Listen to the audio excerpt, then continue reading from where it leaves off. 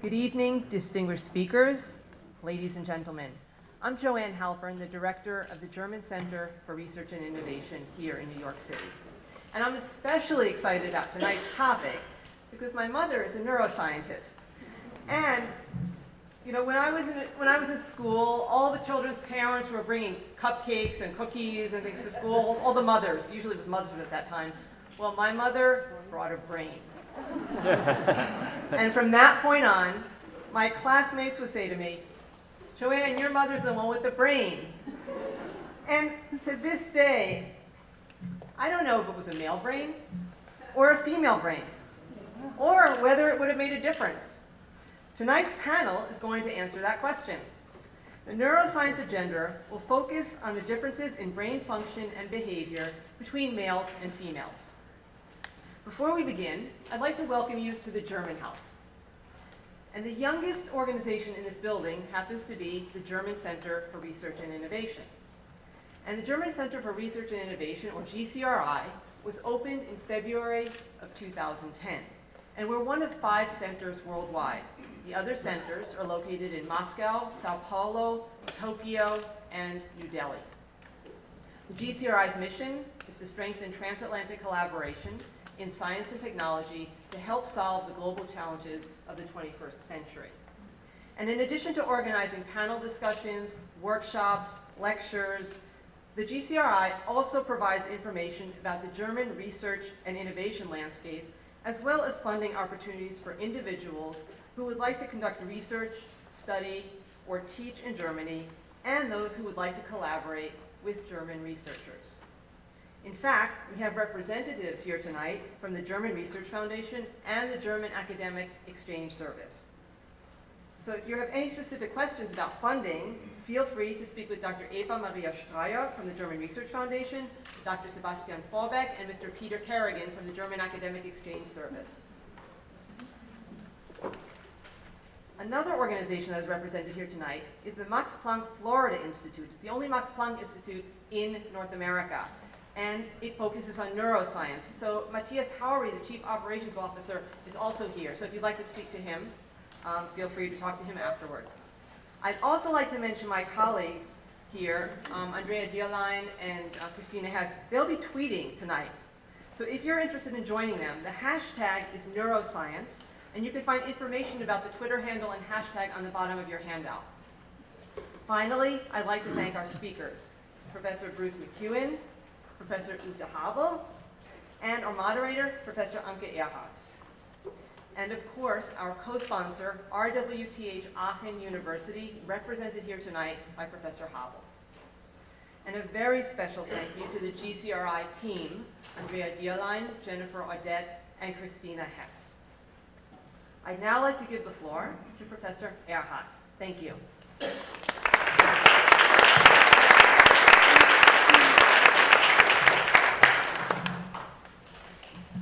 Good evening and welcome to this event. Whenever you put gender into the title, it's a full house.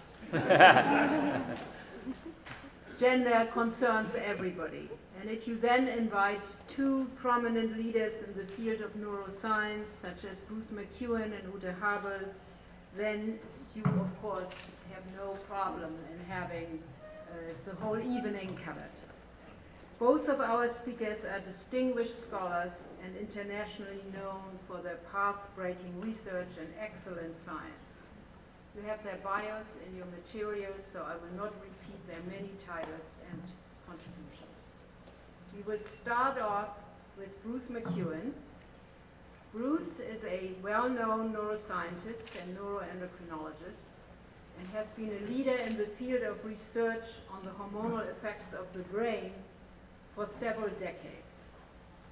And Bruce has not only discovered some of the crucial mechanisms of hormones on the brain, he has also made major advances in our understanding of the relationship between basic and translational science, and has increasingly had a major voice in the broader context of the role of basic mechanisms and their importance for the context of the individual and society. He has sometimes been referred to as a molecular sociologist. And that's a very good term for you. Please.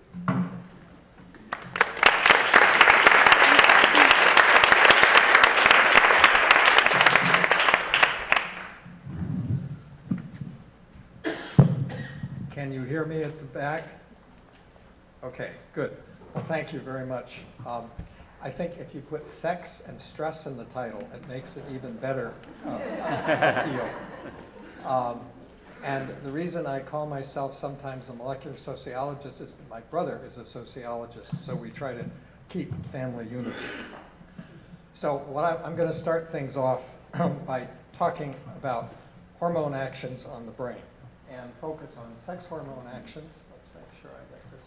So what I'm going to tell you is summarized here, that the entire brain is a target of sex and stress hormones, that sex hormones affect many brain regions and many functions, and they protect the brain against certain types of damage, that suppressing sex hormone production or action in the brain increases risk for stroke, mood dysregulation, and other consequences, that hormone therapy has protective effects on the brain, and that there are sex differences in how the brain responds to stress and to many life situations. And in general, I think one can say that males and females use different strategies in facing the things that we face during our lives.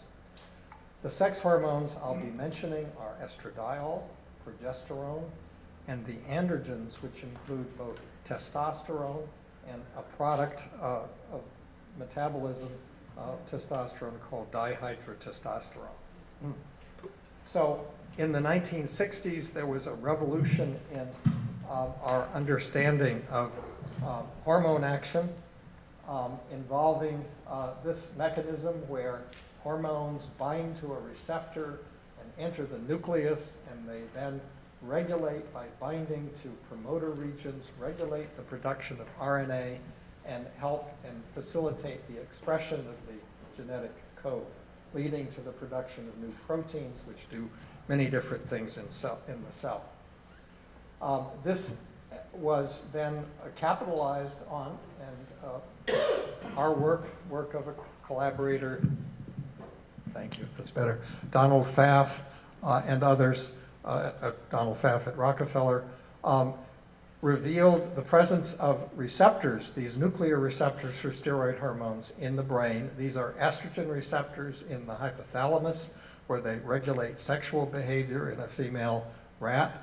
And these are glucocorticoid or cortisol receptors in another part of the hypothalamus, where they regulate autonomic functions and regulate the stress hormone axis. Now, our work took us above or outside the hypothalamus when we discovered, somewhat by accident, that radioactive stress hormones would end up in a brain region called the hippocampus, which is important for memory, and now we know for mood regulation. And it ends up in cells in these layers, the dentate gyrus and Ammon's horn, and inside these cells they end up in the cell nucleus, where they regulate the expression of genes. And they do two things. They have a biphasic effect, enhancing excitability at low levels and suppressing it at high levels. And this has parallel effects on the ability of the hippocampus to learn and remember.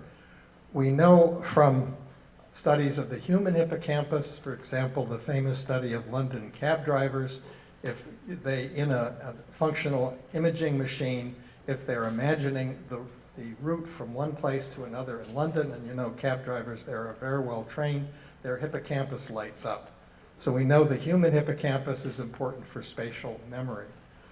We also know this to be true in food-catching birds and squirrels. They store and locate food during the winter months. We also are now aware of the fact that sex hormones have effects on the hippocampus, and I'll say more about that shortly. And then we know that the hippocampus is vulnerable to aging and to effects of stress. And I won't say too much about that, but something which someone might want to ask about later. But going on with the story of the adult brain, work in our lab and many other labs has shown that the adult brain shows plasticity, that even in adults, even as the brain ages, there is the formation, the lengthening and shrinkage of these processes called dendrites. This is the cell nucleus where the DNA is. These dendrites can branch, they can shrink.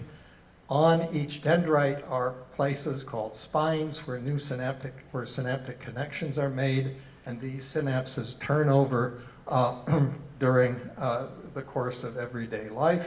And then in the hippocampus, there is a limited amount of neurogenesis, the production of new neurons during adult life, which is very important for maintaining learning and memory. And incidentally, when we exercise, this stimulates the neurogenesis and helps us remember and helps the hippocampus function better. Now, by accident, again, looking at the hippocampus, the neurons in the hippocampus during the estrus cycle of a female rat, a graduate student and a postdoctoral fellow, Catherine Woolley and Elizabeth Gould, found that during the estrus cycle of the female rat, which takes 4 or 5 days, there is the progressive formation of these new spine synapses. And then at the time of ovulation, when there's a massive secretion of progesterone, the spines, many of the spines disappear.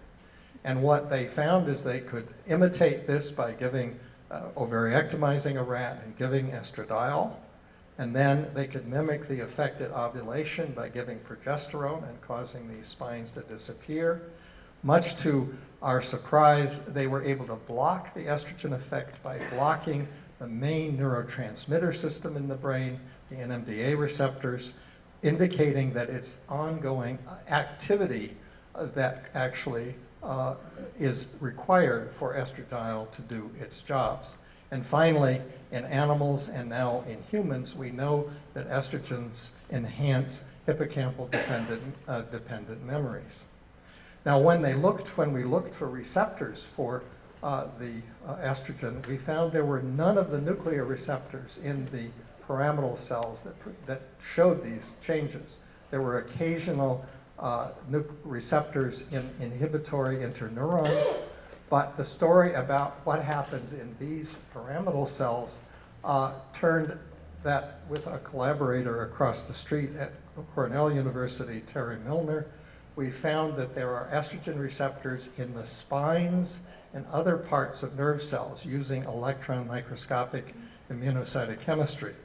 And this led then to the finding by others that there are estrogen receptors sequestered in what are called caveoli, associated with membranes, that they are released that by the presence of estrogen, and that they stimulate the release of neurotransmitters. They go into mitochondria, which is the energy stores of the cell, and they regulate calcium balance, which is very important for keeping oxidative stress down. And they stimulate the formation of something called filopodia, which reach out to form synaptic contacts.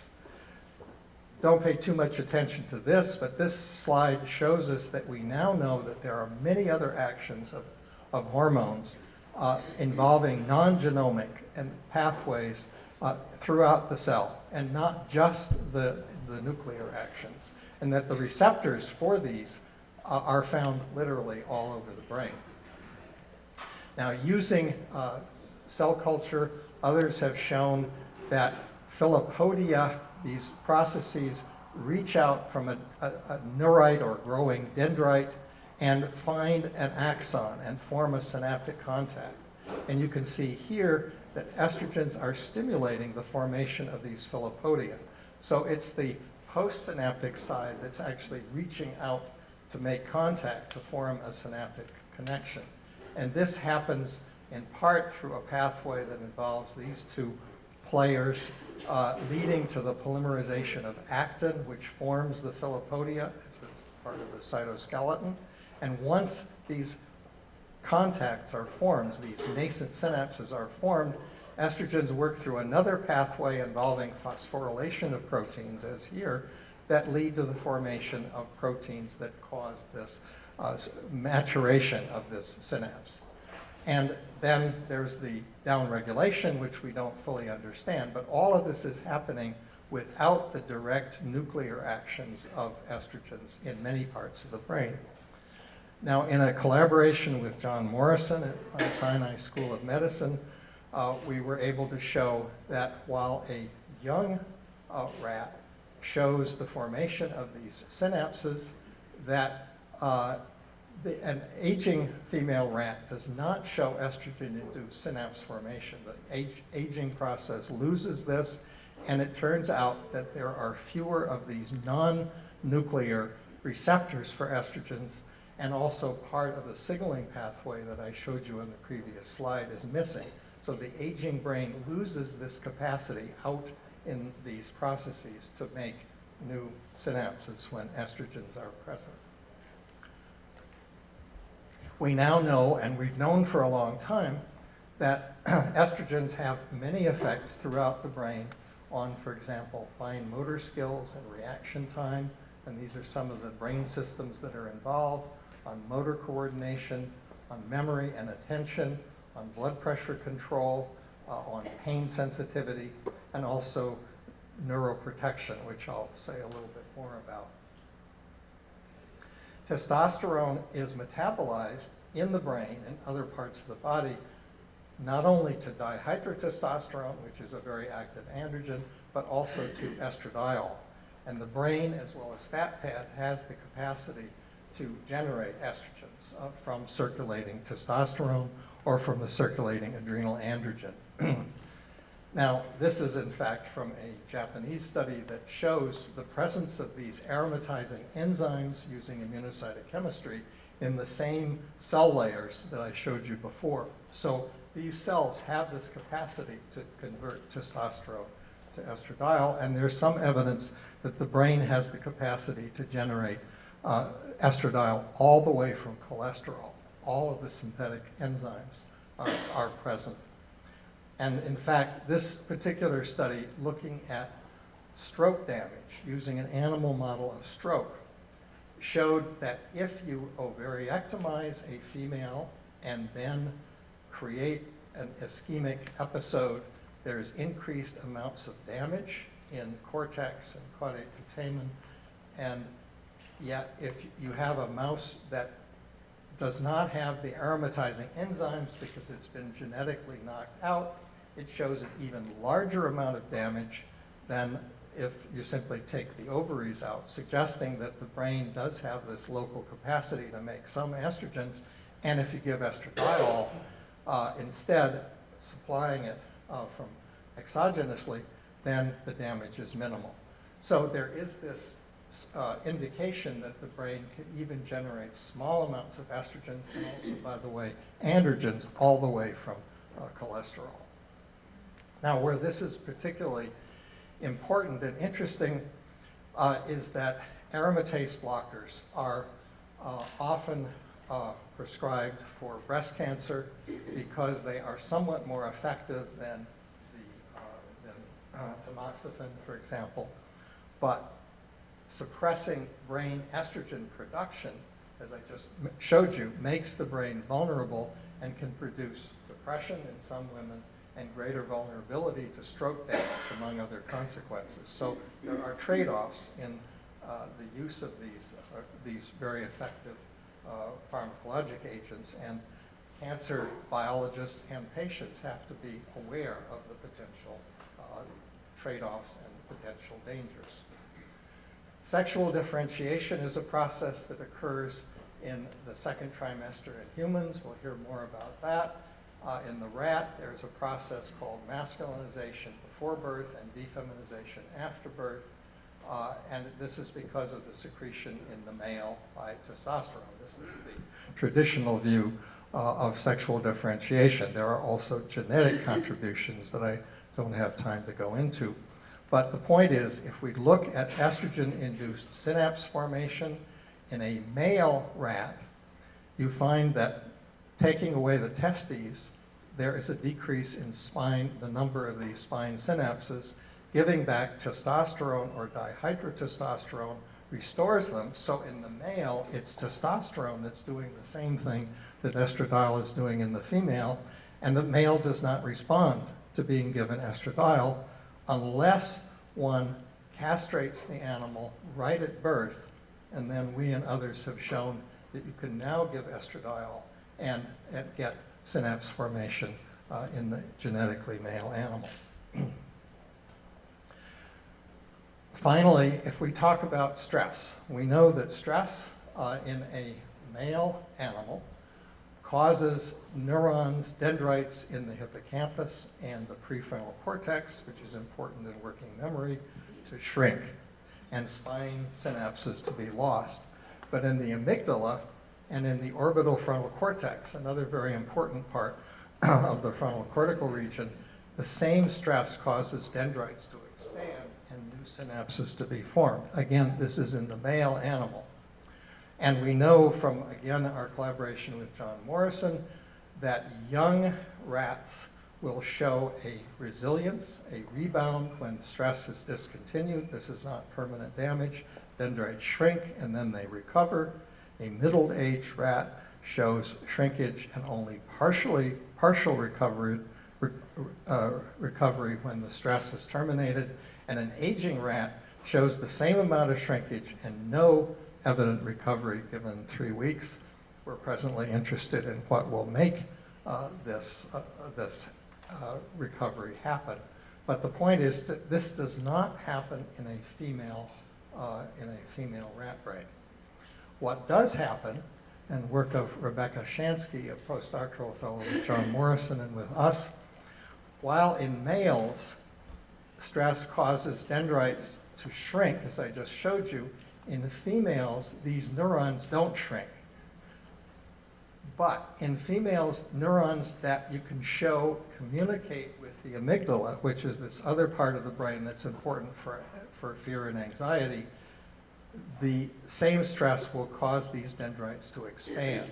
But to do that, estrogens have to be on board. In other words, the female rat has to have ovaries intact, or we have to give the female estradiol. So here the female, depending on estrogen, has a completely different response in a set of neurons that are connecting to an important area of the brain involved in fear and anxiety and many other aspects of behavior. We suspect that there are many other subtle sex differences that remain to be discovered. So where else in the brain? So given the presence of estrogens, androgen, and progestin receptors in many brain regions in both sexes, where else are the sex differences and sex hormone effects? We don't have a complete picture. This review article by Larry Cahill in Scientific American showed a number of areas that differ in volume in the male and female brain. You'll hear more about this from Professor Habel. But the bottom line is that although we do not have a complete picture, one way, as I said at the beginning, to describe what occurs is that males and females do many of the same things equally well with some sex differences, but usually with some overlap, spatial ability, verbal fluency, etc. But males and females use different strategies, and these sometimes result in different outcomes. For example, in the realm of stress, women have more anxiety and depression, and men take it out in a different way and show more substance abuse and antisocial behavior. So what I've tried to show you then is the entire brain is a target of sex and stress hormones, that sex hormones affect many brain regions and many functions, including memory, motor coordination, pain sensitivity, and mood, and they have neuroprotective effects. There are sex differences in how the brain responds to stress that are, at least in part, dependent on the presence of sex hormones. Suppressing sex hormone production or action in brain increases the risk for stroke, mood dysregulation, and other consequences. And hormone therapy has protective effects on brain in stroke, Parkinson's, and Alzheimer's, but the dose and type of hormones used are critical and still under evaluation. So I thank you.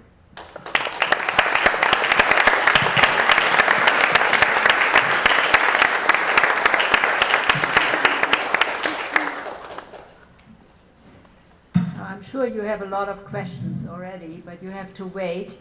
The way we're going to do this is that we're going to have our second speaker, and then we will all three go up there and start our panel discussion and time for questions and answers. So our second speaker is Ute Habel. Ute Habel is a clinical psychologist and is a professor at the University of Aachen in Germany. And Ute now, from a different perspective, comes from psychology. She is a clinical psychologist and at the same time has done very interesting studies in experimental psychology, both with patients with psychiatric disorders and with normal controllers. Her research focuses on the neurobiological foundations of emotion and cognition, as well as on gender differences in healthy and psychiatric patients. Her methodology has been particularly fMRIs, or functional magnetic resonance imaging, and her long-term goals include the identification of predictors and markers of diagnosis and therapeutic methods. Welcome, Ute.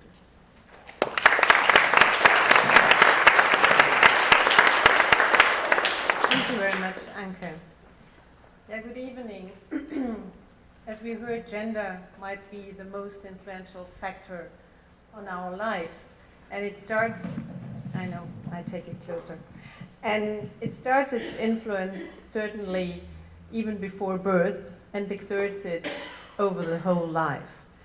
And certainly, if we have our everyday life, we deal with gender differences. And sometimes we struggle with the peculiarities of the typical males or the typical females. And if you don't believe me, then you might be convinced by reading one of those books that indeed men don't listen and women can't read maps, or you will be informed why men lie and women cry. And yes, indeed, neuropsychological research has shown some subtle gender differences that came out quite consistently. And it's not the general statement that we can say that women, for example, are better in the verbal domain and male normally outperform women in the non-verbal abilities, but it's rather that sub-functions here are affected by gender differences and show, on average, those differences. So you see, for example, women have a higher perception speed and they are better in visual object memory, or they are better in producing words with a certain letter or of a certain category, have better fine motor skills, and are better in solving arithmetic problems. On the other hand, you see men are most of the time better in mental rotation or in those folding tasks, also in goal-oriented motor skills, so structure understanding and mathematical reasoning. But if it comes to gender differences in the brain, then this is a more sensitive subject, since it is also related to the self, and it has also a long history of female discrimination.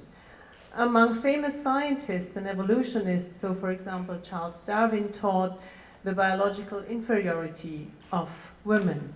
And also among those researchers who used craniology, for example, to prove the intellectual inferiority of female was the famous anthropologist, the eminent person, Paul Broca, who gave his name to the Broca's region in the brain responsible for speech production, who stated that we are therefore permitted to suppose that the relatively small size of the female brain depends in part upon her physical inferiority and in part upon her intellectual inferiority. And that had a great impact on society. And so we heard about structural and functional differences, and if we investigate those, it's certainly often the problem that we evaluate those differences and we think that one difference might be superior to the other, and one superiority shows that one gender might be better than the other. But I think this is what we should avoid when we investigate gender differences here.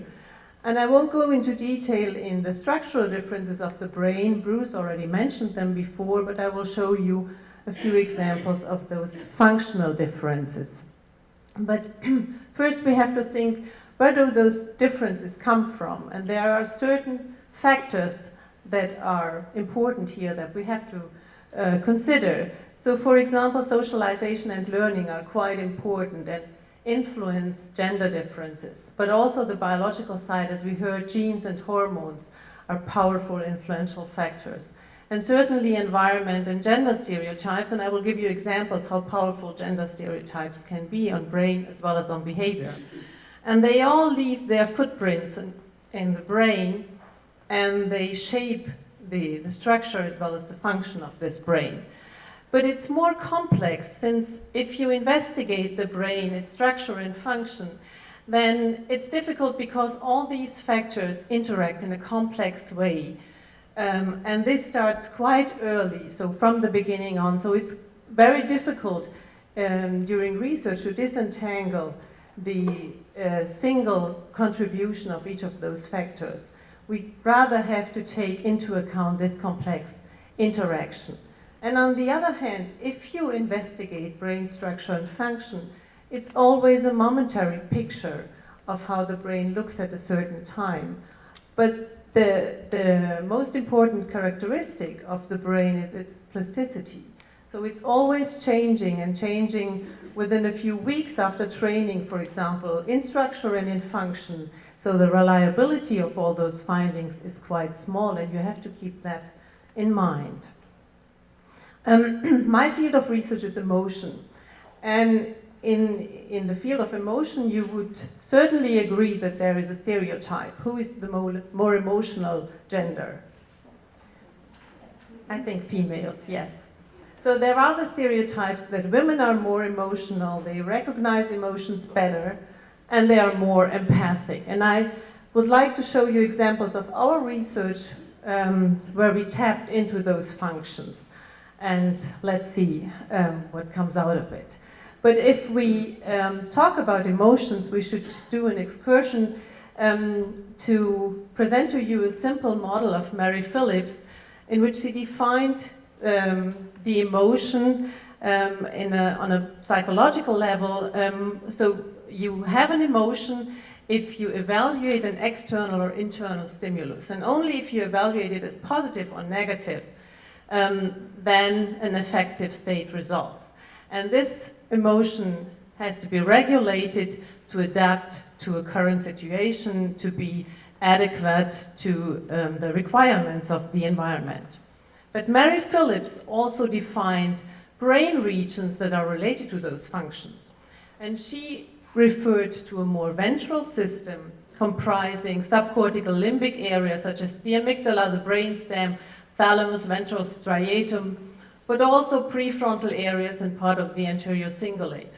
And those regions are important for the sensitivity of the system. And they are related to the evaluation, but also to the experience of the emotion. While on the other hand, the regulative functions can come from the dorsal part of the prefrontal areas, the anterior cingulate, and the hippocampus, and we heard about this structure before. So those are the networks that are important in emotion regulation and emotion experience. And I would like to present you results of 3 emotional functions. As I said, emotion experience, but also recognition and the more complex construct of empathy. And it's not easy to induce emotions while subjects are lying in a scanner where it is loud and narrow. But we have tricks how we do this. Normally, we show them some visual material. And here we decided in this experiment to show them funny cartoons. And so we show them these funny cartoons and let them rate how funny the picture is. And we have those funny cartoons, but we also have neutral cartoons. So you can stop desperately looking for the joke. There is no joke. Because we left out the capture or some details that make the cartoon funny. But we need this since we're only measuring relative signal changes. So we always need a control condition. And this is our control condition. So we compare these funny cartoons to the neutral cartoons. And what we see in the brain here, comparing males and females, is that we have a higher ventral participation. As I told you before, this ventral part of the brain that is important for experience, but also evaluation, is more activated in females. So amygdala, insula, but all of those temporal regions or the orbitofrontal regions that are higher activated in females. And this analysis shows you that we take into account the ratings of the pictures. So what you see here is activation that is higher when the people rate the cartoons more funny.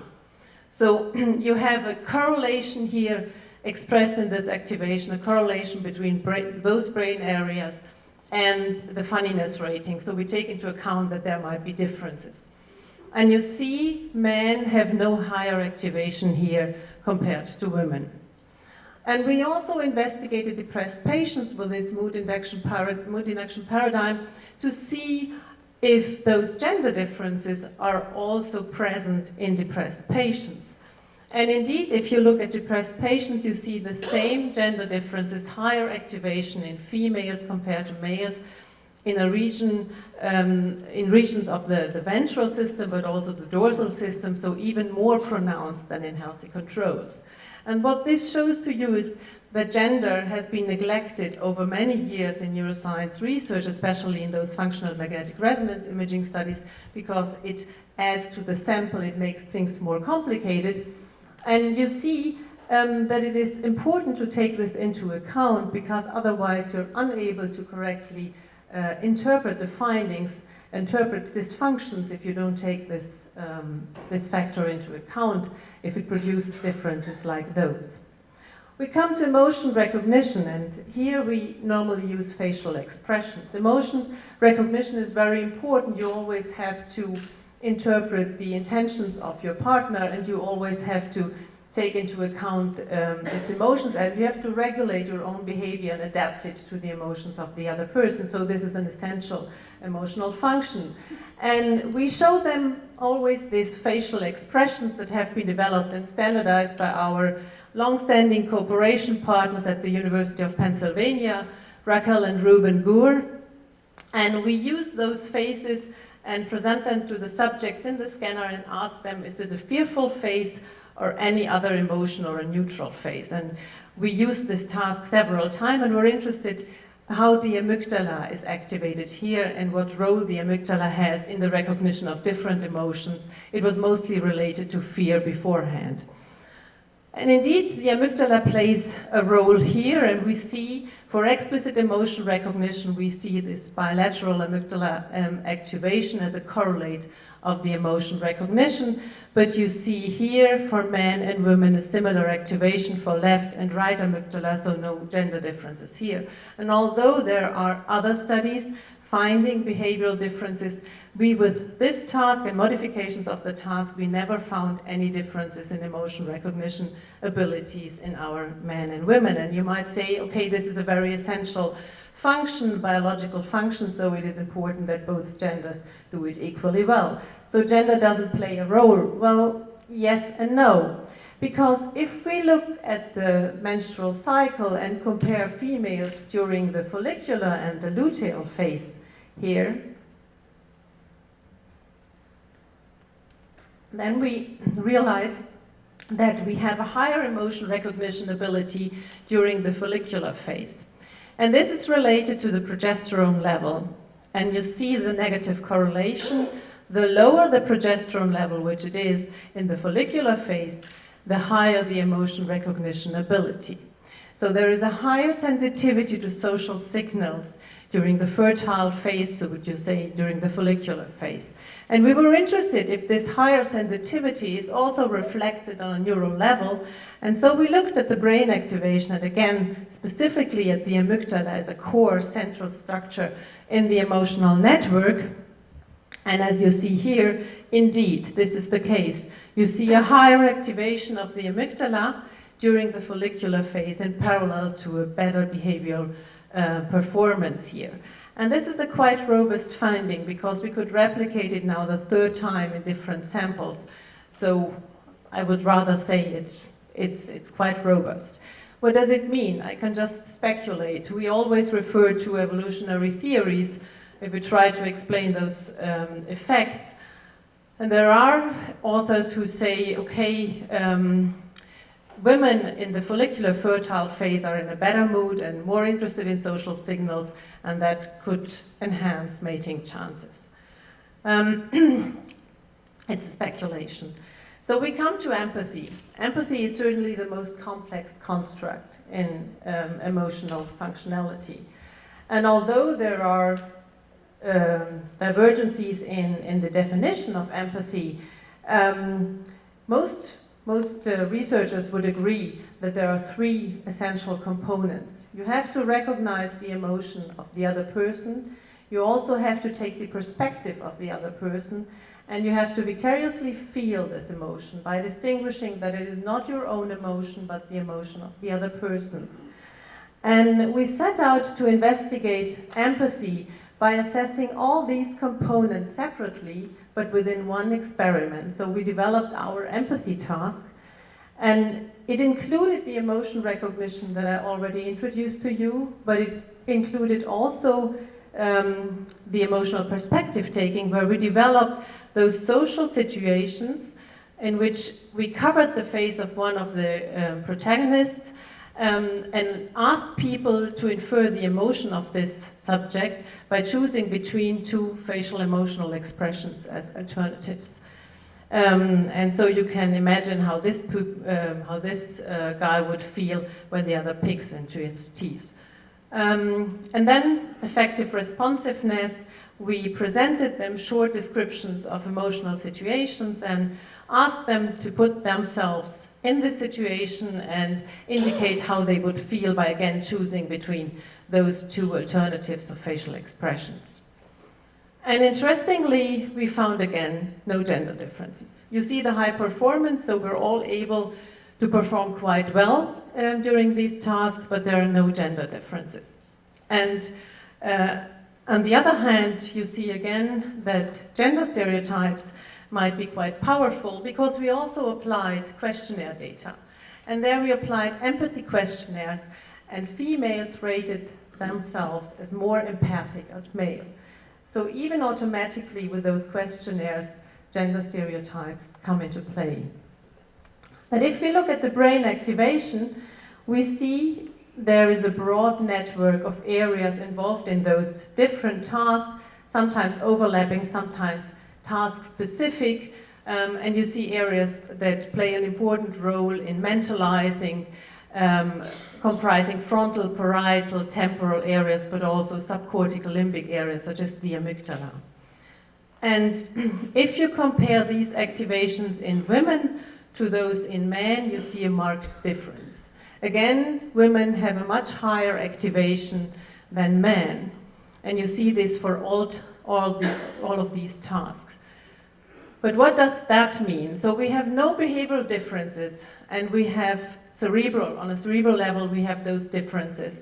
And that may show us that there are, as Bruce indicated, different strategies of men and women to come to the same endpoint or to reach the same performance outcome. That's the interpretation that we have right now. And with that, I would like to come to the final part, the gender stereotypes. You might know this famous cartoon of the female and the male brain containing most of the stereotypes that we associate with the two genders. And it's also useful to investigate processes of self-reference, and I will come to that. But before, I will show you that those stereotypes have a marked influence on behavior and on related brain activity. And I show you that with a study of one of my colleagues from Tübingen, Marina Pavlova, who presented their subjects with a subtest of the Wechsler Adult Intelligence Scale. And this is a test where you are presented with those scenes on cards, and your task is to sort them accordingly so that there is a meaningful story afterwards. And this is certainly easy because it's the first part of the test, and this is the building of a house now. So the subject sorted those cards correctly. And normally all those tests in an intelligence scale are constructed so that they avoid gender differences. So normally performances are equal of women and men for all of those tasks. And this is indeed the case if you look at the behavioral in a neutral condition. But Marina also had two other conditions in which subjects were presented with additional information. And in one condition, they were told that normally men do better in that task or women do better in that task. And if you look at the behavior here, then you see that if men are informed that normally females outperform males here, then their performance goes down. And on the other hand, if you tell them, oh, males are always better in that task, then you see their performance increases. And what happens to females? So similar, females, if they hear this is a task that normally females can do better, then you see their performance increases. But if you tell them males do better, then there is a dramatic drop in performance.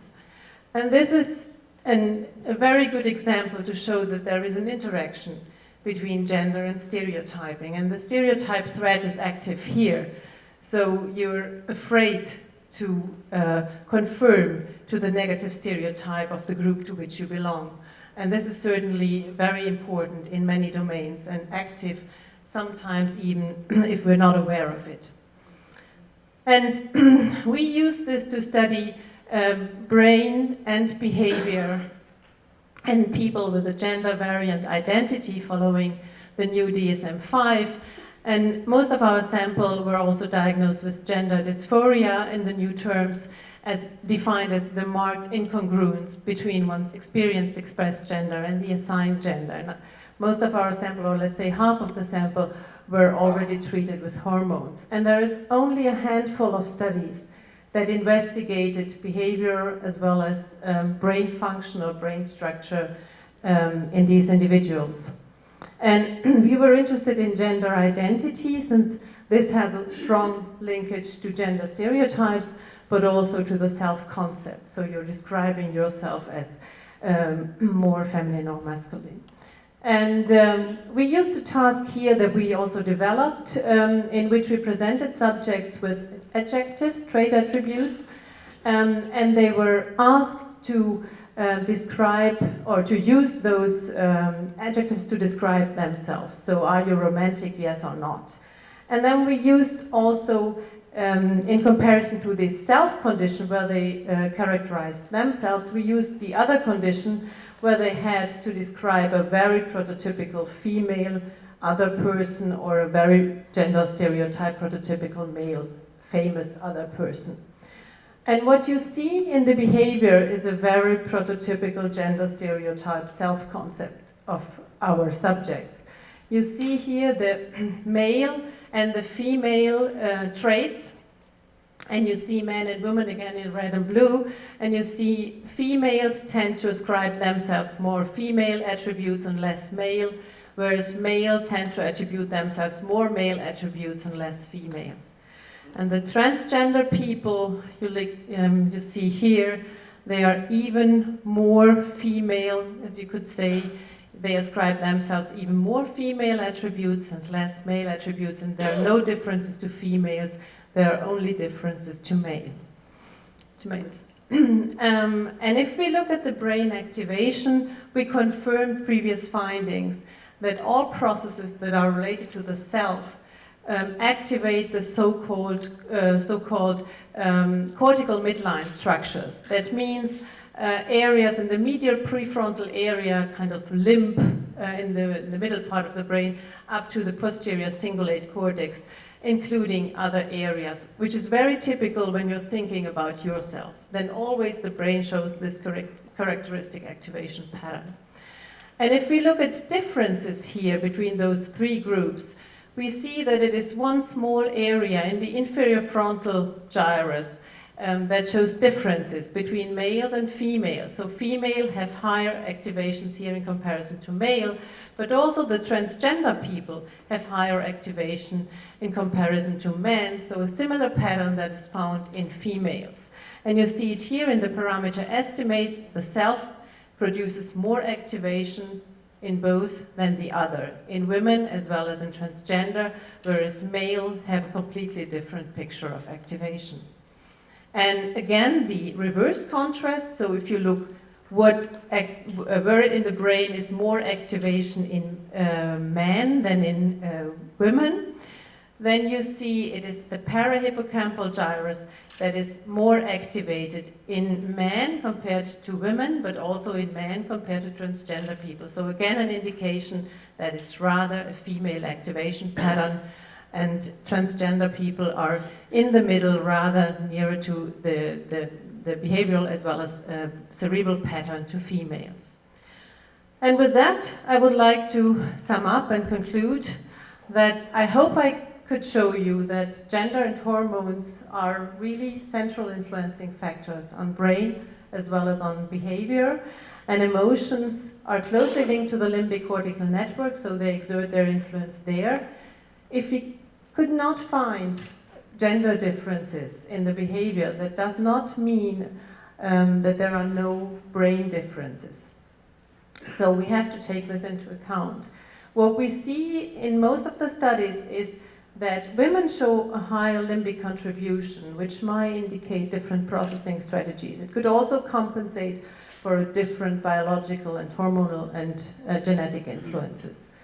That stereotypes are extremely powerful on brain as well as on behavior, and there are also studies who show this effects on the brain, and that transgender people have an intermediate position here with a greater similarity to women in brain as well as in behavior. And with that, I thank you for your attention.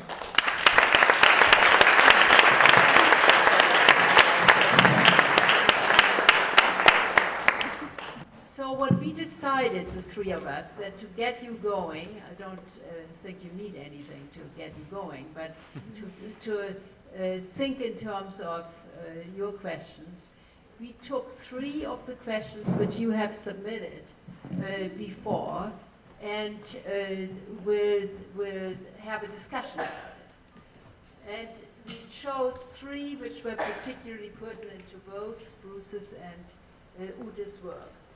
So the first one is, what is the neurobiological basis for differences in how men and women handle stress? And maybe you can start with. Well, I think go back to the example I gave about the projections from the prefrontal cortex to the amygdala, that there is a projection that is actually enhanced in females when there are estrogens on board, that stress actually enhances the communication between the prefrontal cortex and the amygdala. Now, the person who did that work is now starting a laboratory in Boston, and this, I think, is going to become a major topic of her studies. We don't know whether this means that females, and this, I remind you, these are female rodents rather than humans, but the idea is that does this strengthen the ability of the prefrontal cortex to control the amygdala, which seems to be normally an inhibitory control or a regulatory control. And if there's not enough prefrontal cortex influence on the amygdala, there's likely to be more anxiety, more rumination, and other things. So the question is a stronger contact good or bad? We don't know, but I think maybe what Ute said fits in with this in a sense, that there are these structural bases. But of course, the amazing thing is that males and females end up doing many of the things pretty much equally. And yet, as I pointed out, women are more prone to depression, according to the statistics, and men more prone to substance abuse and taking it out with antisocial behavior. They're experiencing these things, but they're expressing it in different ways. Yes, yeah, that's true. That's one of the points, that the response to stress is differently in men and women. So women, as we call it, tend to internalize, tend to develop anxiety and depression, and males tend to externalize and are more hostile or angry or show aggression.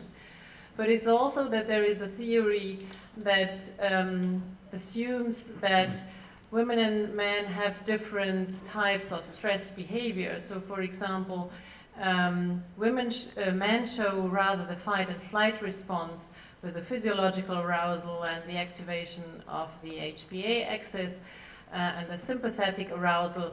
And women, on the other hand, tend to show the behavior tend and befriend with a lower physiological arousal. So that makes the picture even more complicated. And then we have another differentiation. We have to differentiate between different stressors. So for example, achievement versus social stress. And it is the hypothesis that women are more affected by social stress, by interpersonal problems, by criticism and things like that, while men are more affected by achievement stress. And there is indeed one study that shows that there are differences in that. And there is only one study showing that there is also a difference in stress response in the brain, but also only to achievement stress, where it's shown that again women show more subcortical limbic activation of the amygdala, while men tend to respond with more frontal activation. And we just started one study in Vienna, actually. Birgit Derndl, one of my long-standing cooperating partners, one of my former PhD students, she started a study comparing the brain correlates during achievement as well as social stress. And indeed, you see higher activation in males in this preliminary data, higher activation in males to the achievement stress, and more subjective affective response, so more stress in females when we add a psychosocial component or when we even switch to social rejection. And then the females show the higher activation. So it's a quite complicated picture that evolves, and I think that takes a couple of more studies to come to a final answer. The second question, which we had chosen again from the audience submitted questions, was what do we know about postmenopausal hormone therapy? What are the misconceptions, misunderstandings in the view of current knowledge? And Bruce already touched on that, but in terms of estrogen role throughout life of women and also with the aging brain. So maybe you want to... Yeah, I think there was the WHI study, which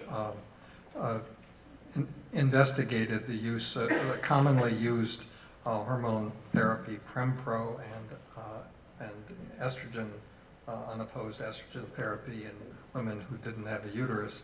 And the vast majority of people had uteri and were taking in this country this Premarin plus Provera, and the bottom line was that it wasn't doing much good, and there was doing apparently some modest harm.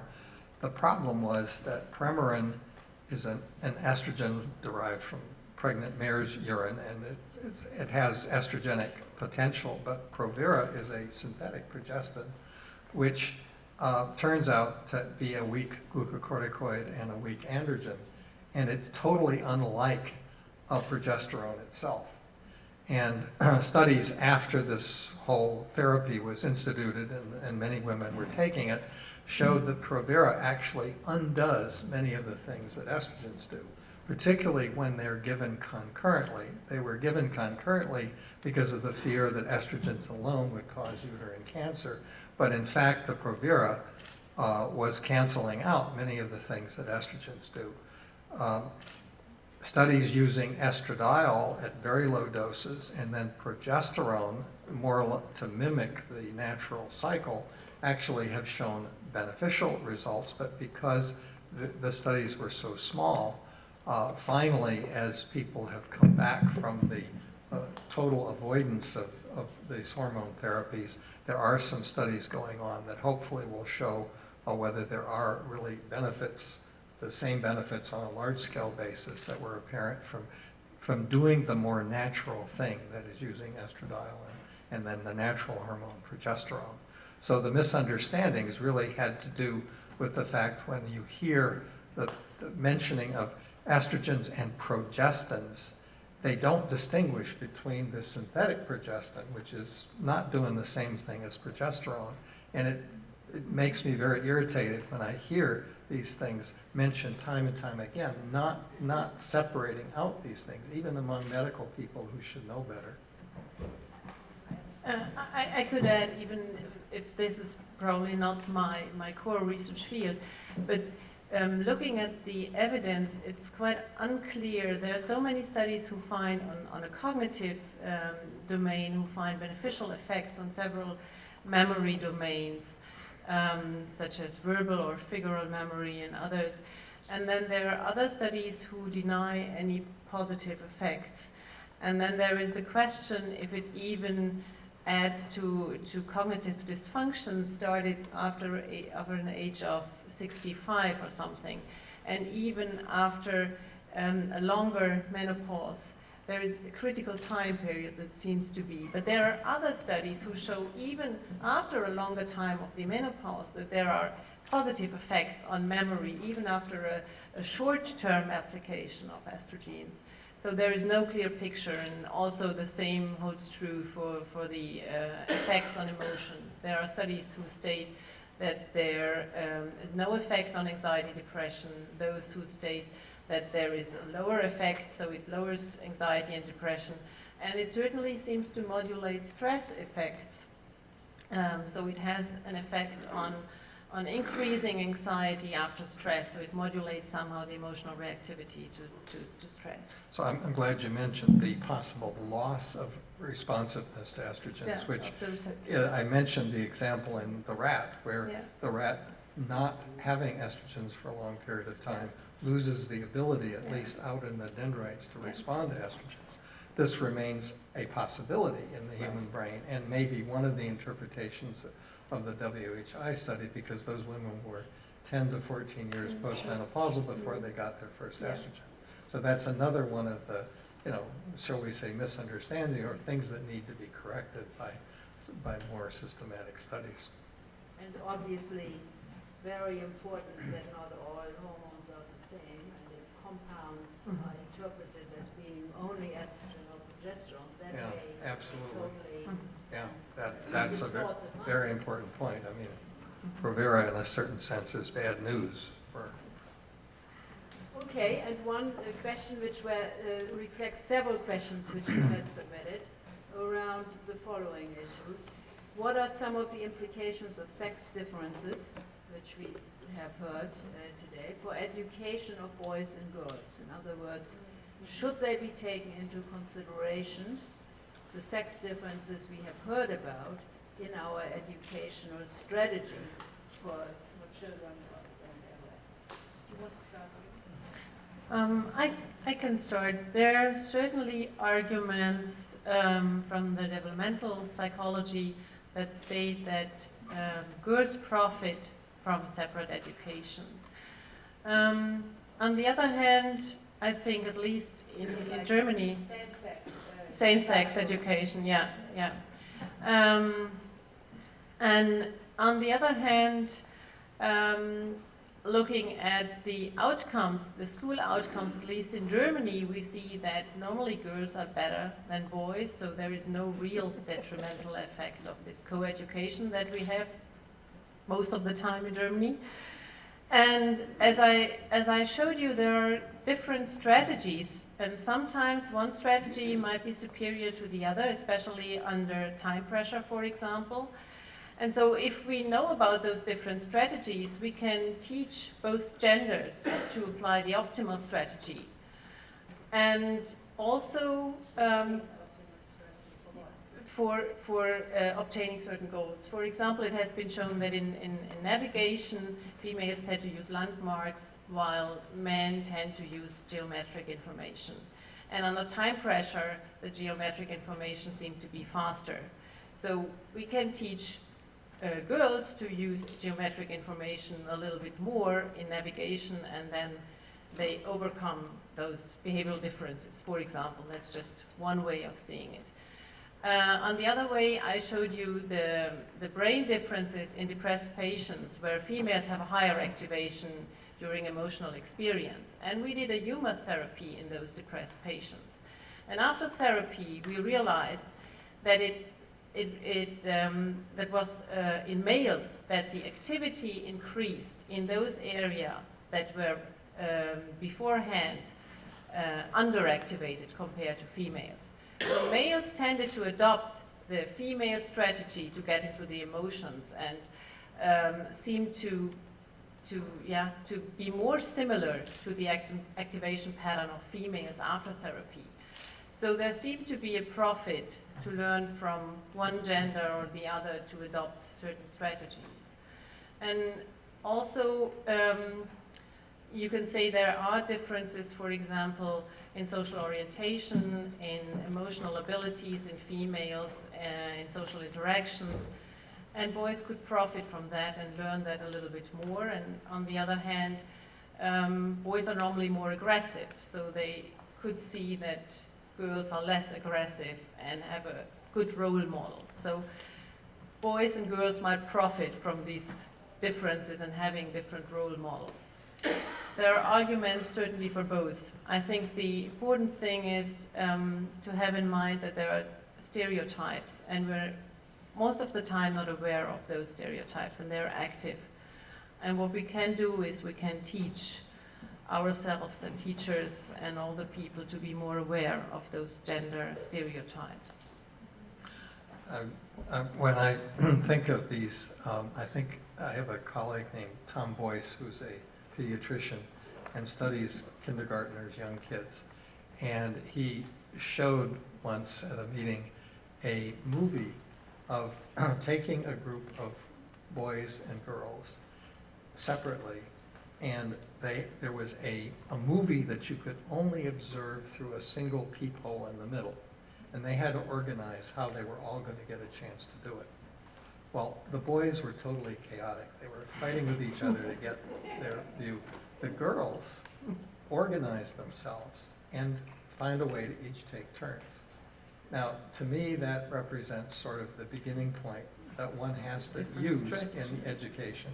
To take advantage, the boys tend to be more focused on achieving a goal or an endpoint, and the girls using social interactions, being more perhaps socially aware, and then, as you were saying, trying to show each gender that there are these different ways of operating that may actually result in a better outcome than the one in the case of the boys, that their strategy was pretty chaotic. So this is the experiment. I actually was thinking of the same, by Eleanor McEwen. And this experiment was done with 2-year-olds. I actually watched it on a site visit at Stanford. And you haven't told the entire story of that. So yes, it is absolutely correct. If you put at age 3 boys groups together and say 4 boys, you have to, only one of you can look through a certain movie finder. Then boys and girls, boys typically do rough and tumble kind of play behavior, and one becomes the leader and can look through the movie finder. Girls have a discussion, and I looked at the 3-year-olds. They talked about it. They came to some, and then they took turns and who could look through. Now comes the bad part of the story. If you then put 2 boys and 2 girls together in a mixed group, then and you didn't see that. So then the girls try their strategy of trying to talk about, to take turns through that. The boys, in the meantime, do this, and one of the boys becomes and looks, and the girls do not get to look through the movie finder. So that was a very impressive early experiment at age 3, which McEwen and Jacqueline developed at Stanford at that time. I think there are 2 different things about this. One, does it help girls to have a certain time by themselves in school education? And the early studies on that, or several studies, showed that it has something to do with self-confidence on the long run for girls, particularly if they have a separate experience between 13 and 16, and then come back together. Or what you were talking about, that it is important that girls and boys can learn from each other if they are in a co-educational setting, since they afterwards have to be in, so to speak, in settings. So these are quite, the debate is going on about that.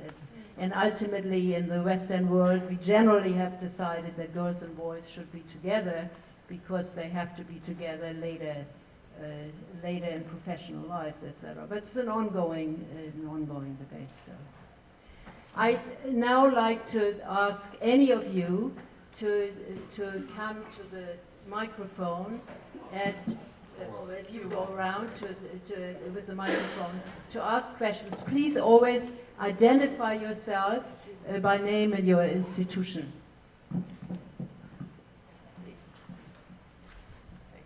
Marilyn Larkin, I'm with Elsevier Connect. I have a number of questions, but of course I'll just ask one. You did make a comment at some point that gender has been neglected in studies, and of course we add that to age being neglected and other kinds of things. I'm wondering, and this goes to medication that is drug medication versus non-drug, whether this should be, in some of your findings, taken into consideration. I know we're moving to personalized medicine anyway, but we're not there yet.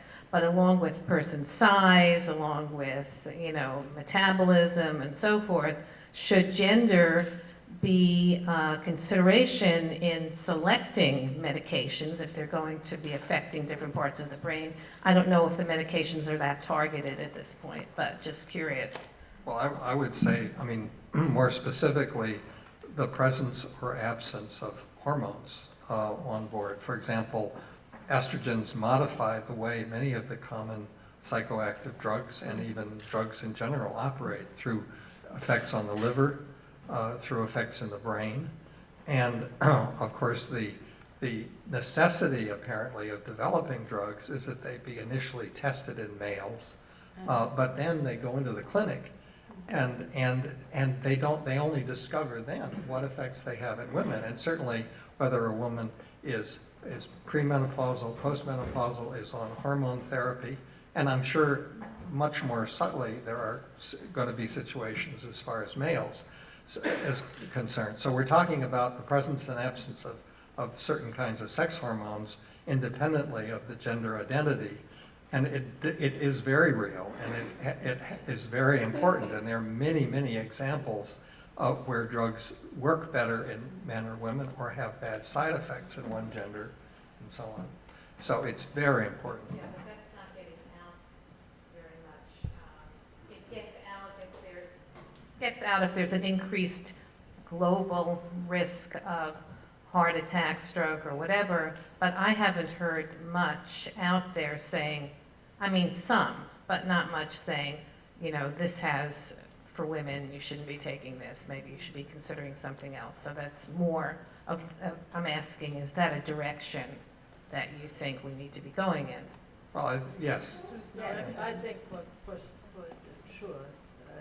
It's a good point, and of course there are a number of studies where women always were ignored, or where gender was not taken into consideration.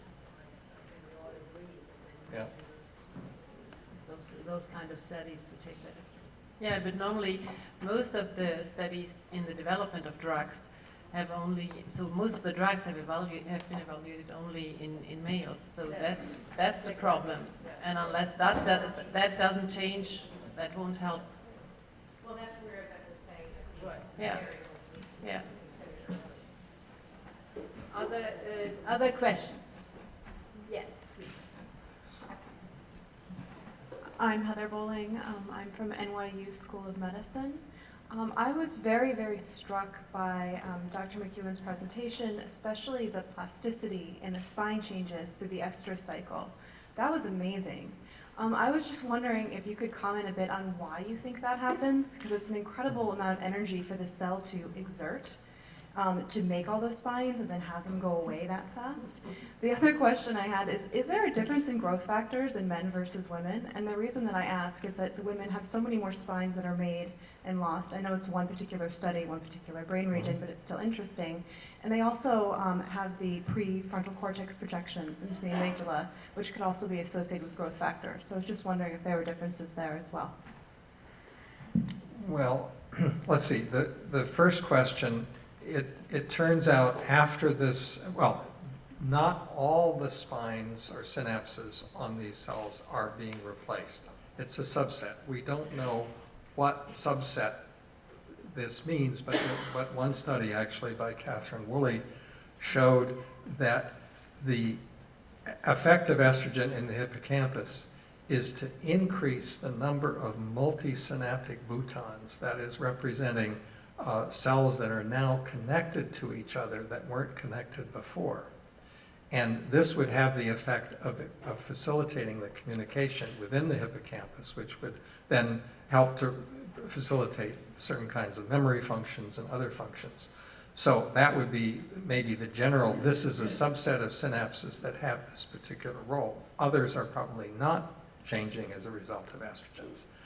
On the other hand, not long ago, there was a study from a group, a very reputable journal, showing that in the sensory motor cortex, there was also this variation of a subset of synapses. So it may be that the whole doggone brain, at least, and we know this is to be true in the prefrontal cortex, that many parts of the brain are showing this kind of synaptic remodeling.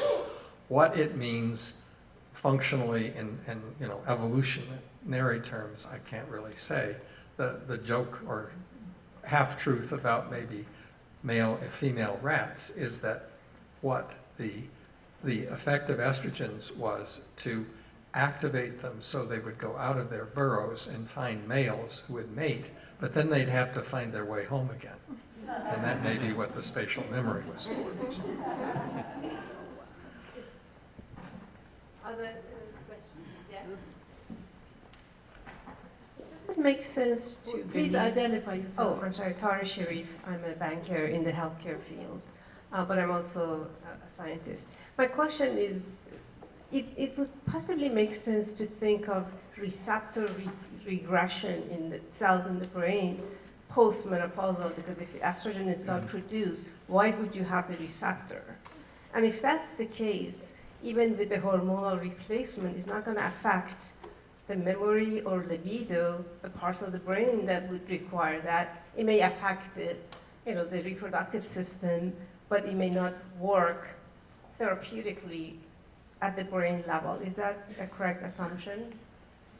Well, I think there's the general question that's really unanswered as to whether the prolonged absence of from estrogens, for example, or from androgens in the case of the male, would lead to, as regression of functions that would be hard to restore. There is some evidence that prolonged gonadectomy will lead to impaired response when you once again give the hormone back. And that certainly seemed to be the case in the aging study in the hippocampus. There's another much more complicated story that comes from John Morrison studying what happens in aging female monkeys, which are a little bit closer to humans. And there's a different pattern of effects on spine, on the synapses. That may mean how the prefrontal cortex differs from the hippocampus and how it responds to this. So we have a long way to go before we understand all the details, but I think there's a very real possibility that it might be a bad idea to start hormone therapy later on, although as you pointed out, there are apparently some studies that do show some benefits. Yeah, they do show some benefits even after a long time in the postmenopausal state without any hormonal therapy, and even after short-term application, external application. And this may actually have to do with the endpoint. It may be maybe some of the more core, for example, the serotonergic system, which is important for mood control and things, maybe continue to be responsive. The blood pressure centers, which are very important, may continue to be responsive, but maybe the higher cortical centers are become less responsive. That's all possible. Yes. My name is My name is Gideon Dresner. I'm from Memorial Sloan Kettering Cancer Center. This is a very broad question, but I was just wondering if you could say a few words about the future of cheap gene sequencing and how you think it will play a part in your field. Well, I think the first thing I'll say is that we are now entering the age of epigenetics, in which we recognize that just knowing the DNA sequence is only the beginning of understanding how genes are regulated. Because you've probably maybe heard of the methylation of cytosine residues on promoter regions of genes, which modifies whether they will be active or inactive. This also has to do with other factors, the microRNAs, which modify the processing of messenger RNAs and do many other things.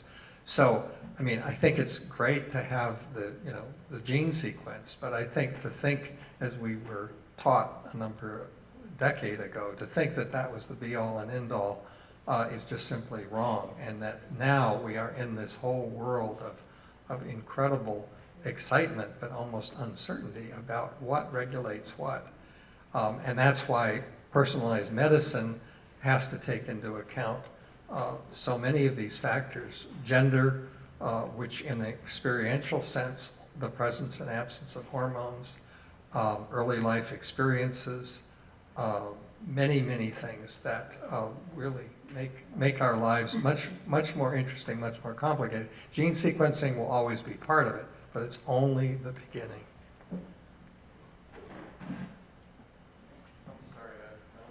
I don't think I was expressing myself clearly. I really was talking about genomic sequencing and the technologies that are around, sequencing RNA transcripts, methylation testing. Yeah. Really runs the gamut of the core fundamental. Yeah. Well, I mean, as we look at, for example, the patterns of methylation, people are beginning to understand what that may mean, and beginning to identify things they didn't expect before, broader influences of environmental factors.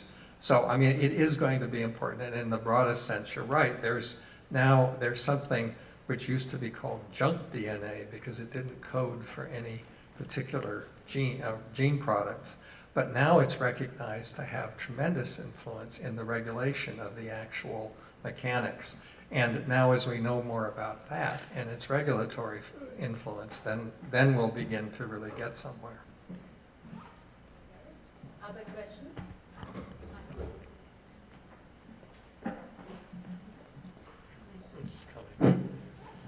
Transgender.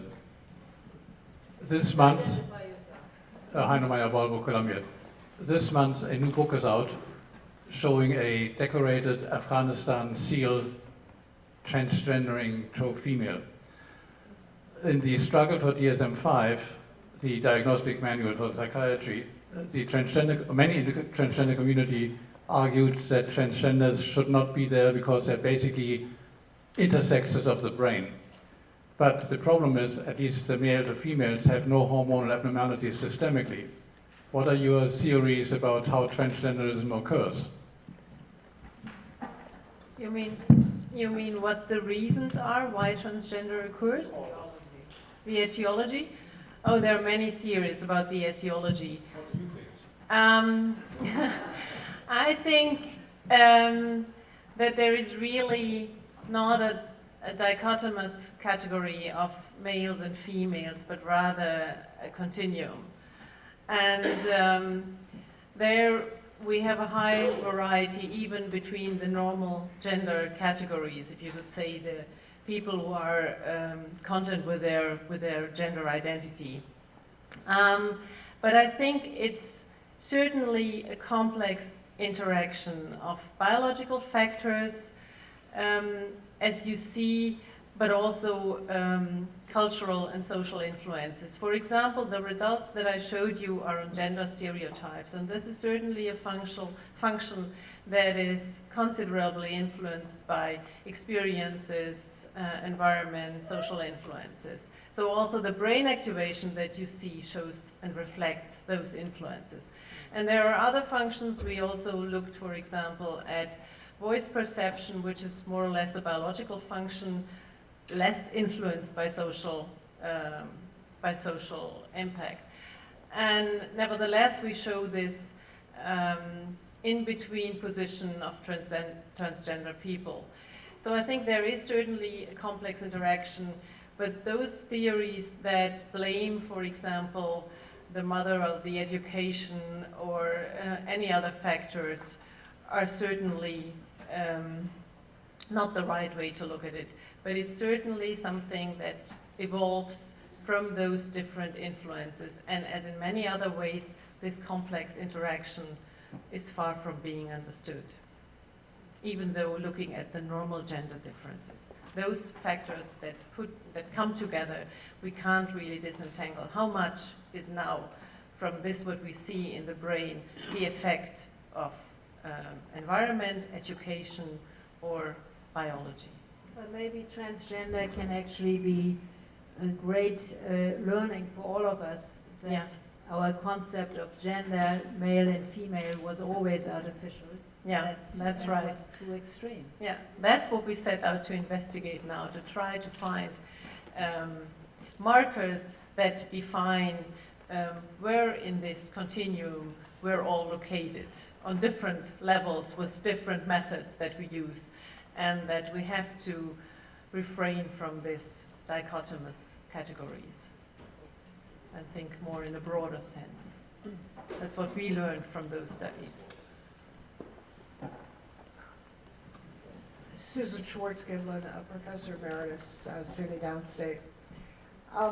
Do you think that perhaps your lack of gender differences when you're measuring at a behavioral level are because you have a mixed bag of follicular and luteal women in your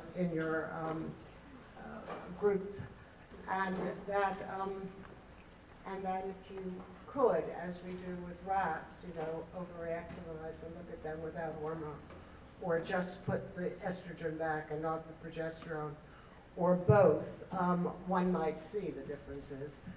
But perhaps that's really not the point.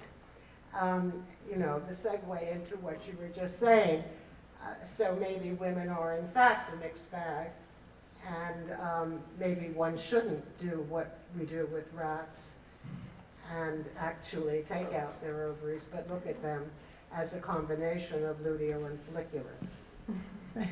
That's what we should do, I think. But you're right. We also suspected that this might conceal some of the differences. And for example, we looked at effects of the follicular and the luteal phase in those different empathic components, and we saw an influence only again on emotion recognition and not on the other two tasks or functions. So it might depend. It's certainly not always a question of the follicular and the luteal phase. It might also be a question, for example, of task difficulty. If we go to more difficult tasks, then, for example, sometimes the superiority of females in emotional tasks is revealed. Sometimes not. Sometimes it depends on where the attention is located. There is a complex picture on behavioral gender differences. And also, for example, on the activation of stereotypes in many of those studies. You have to be very careful not to activate the stereotypes, and this is sometimes impossible. Make a comment.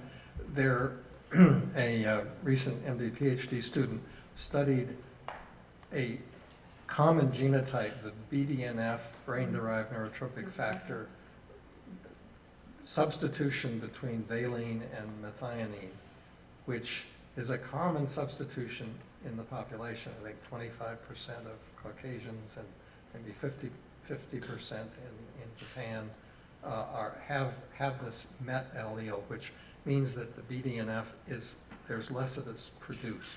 So there is less plasticity that depends on this BDNF. And Joanna Spencer showed that there were differences across the estrous cycle, this is in mice, in the times when these animals showed the greatest levels of anxiety. The MET allele animals were more anxious, but they were both able to learn spatial discriminant type tasks, but showed completely different cycle-dependent superiority. One genotype superior at a different phase of the cycle than others. And this is only one gene, one allele. Think of how many others we really don't know yet, and how that may contribute to the variability that we see. Yeah, and there's always the interaction of environment and gender in those genetic contributions. Right, exactly. Yeah. So. Okay, maybe a couple of more questions, yes?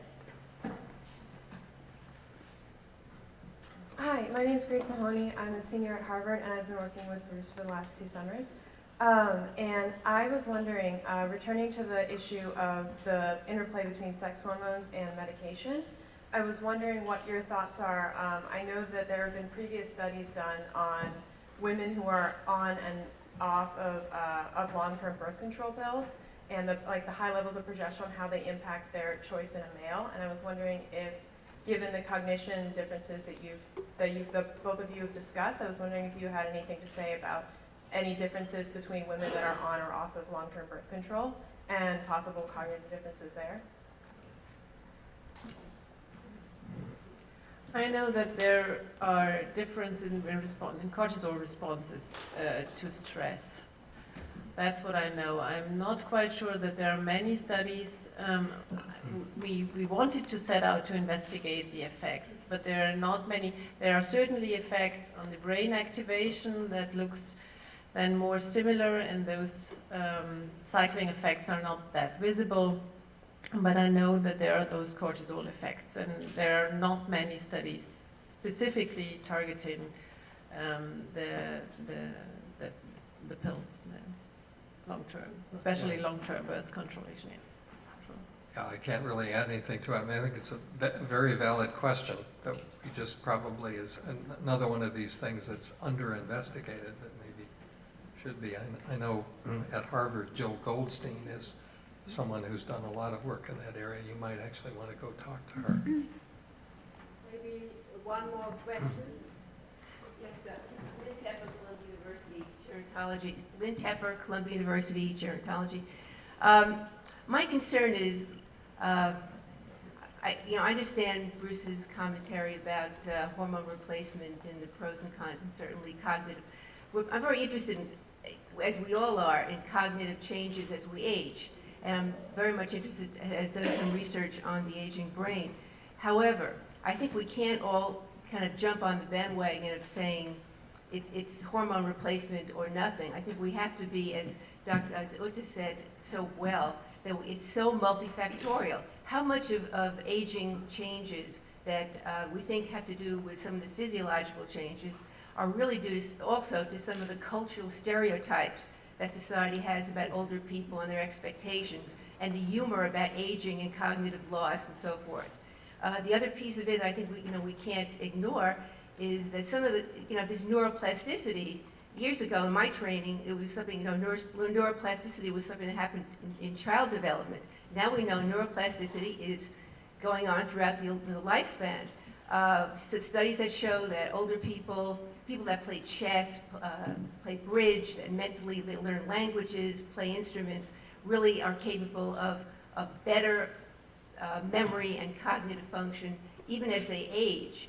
So I think we have to really be more multifactorial when we say it's either hormone replacement or Alzheimer's disease and so forth and so on. So I just wanted to hear what... Oh, I completely agree with you. And in fact, I mean, in the rat world, if you put a female rat into an enriched environment, you no longer see the estrogen effects, okay? And probably the most important thing for everybody to do is to have regular physical activity. It doesn't mean becoming a marathon runner, but this, stimulates prefrontal cortical blood flow. It improves your insulin sensitivity. It stimulates neurogenesis in your hippocampus, and has other untold effects. So, physical activity, social engagement are all very important. And I think And intellectual. But I think the reason I emphasized the WHI study and the bad press is that it was based upon the wrong things. I mean, in my opinion, Prempro never should have been used because they were nullifying each other and not really doing very much good. And yet, that was the only thing that was really properly tested. There are other kinds of hormone therapy that may be very useful. We just don't know the answer, and your points are very well taken. It's only one of a number of things, and at some point in a person's life, it may be inappropriate, even deleterious to get one. We don't know the answer to that yet either. So we are going to close. We will have a reception downstairs where you can ask more questions. But before we do that, I wanted to give you some take-home messages, which I took from both of our speakers today.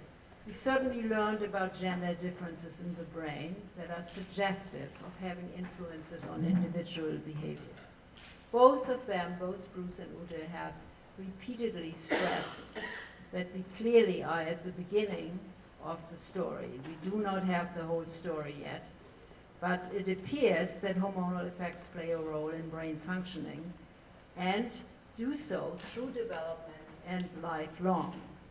Those brain effects may be exerted and influenced by genes, but also by social and environmental factors, and certainly what we just had at the last comment by pharmacological agents throughout an individual's life. Now, acknowledging brain effects by gender does not mean to conclude them to be immutable, permanent determinants of behavior. And I think both of them continuously stress that. Brain effects may play a part within a multitude of factors and certainly can be shaped by social and environmental influences. We also discussed that there are differences between women and men and referred to individuals who are in conflict with their assigned gender, transgender. And we certainly, with the questions we had, we don't know the whole story of that. Clearly it will not be a simple biological factor and probably also not a simple social environmental factor. In all respects, we are only at the beginning of our understanding on the role of neuroscience on gender. So both Bruce McEwen and Ute Habel agree that the overlap of the behavior is vast, that clearly males and females have enormous similarity in their capabilities of emotional response and of task-oriented behavior. And certainly in both of them, and I don't want that to get lost, both of them stress that there is no evidence that one gender is inferior to the other.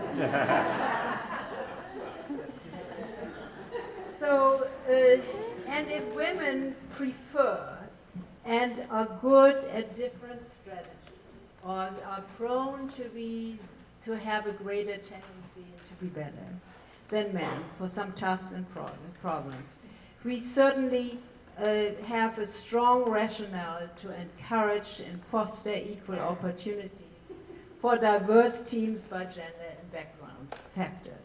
And I think Ute's point, how enormously effective gender stereotypes are. So far, gender stereotypes seem to be more effective than hormones.